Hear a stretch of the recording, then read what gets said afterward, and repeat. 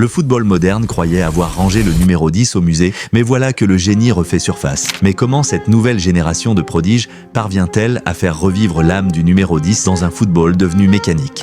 Ce numéro mythique, celui de Pelé, Maradona, Zidane, Messi, est en train de renaître, porté par une nouvelle génération de cracks. Et attention, ce n'est plus seulement une question de talent, mais d'héritage, de culture et de style. Le ballon doit toujours aller au 10. C'est une loi non écrite du football, amener le ballon au génie, à celui qui voit ce que les autres ne voient pas. Parce que depuis Pelé a endossé par hasard le 10 du Brésil en 1958, une vérité ne change pas. Tant que le 10 touche la balle, tout est possible. C'est un symbole réservé à ceux capables de changer un match d'une passe, d'un dribble, d'un éclair de génie, de voir ce que personne d'autre ne voit. Mais le foot, lui, est devenu plus rapide, plus physique, plus robotisé. Le meneur de jeu a dû se réinventer. Et cette saison 2025-26 est peut-être celle du grand retour du 10. En tête d'affiche, Lamine Yamal, 18 ans, numéro 10 du Barça, héritier naturel de Messi, déjà champion d'Europe avec l'Espagne. Derrière lui, une vague de jeunes audacieux. À Manchester City, Ryan Cherki, le magicien venu de Lyon, veut prouver que la créativité à la française a encore de l'or dans les pieds. À Arsenal, Eberechi Eze, et à Chelsea, Cole Palmer, héros du mondial des clubs,